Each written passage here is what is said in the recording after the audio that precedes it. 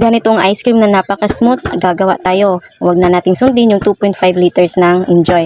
Meron tayong gagawin, meron din tayong idadagdag na ingredients. Para sa aking ingredients, nag-chill doon tayo ng 2 creme densada at 2 all-purpose cream. At ayan, ilagay lang natin ito lahat sa ating lagayan. Dahil ang una nating gagawin ay double size natin itong mga langga, no? Ito yung nagbibigay sa atin ng smoothness sa ating ice cream, mga langga. Gagamitan lang natin ito ng ating hand mixer para mas madali yung ating trabaho. Kung wala naman kayong hand mixer, pwede naman itong manu-manuhan, pero mas nakakangalay nga lang sa ating kamay at matagal siyang mag-double size. So ayan mga langga, as you can see, nag-double size na siya, dumami kaysa naman nung una, diba? So ayan, nilagay na natin ng pakunti-kunti yung powder ng Enjoy na soft serve ice cream, mga langga. Sa mga nakikita ng video ko dati, yung ginagawa ko ay nilalagay ko talaga ng 2.5 liters dito, mga langga. So sa ngayon, hindi tayo maglalagay ng 2.5 liters.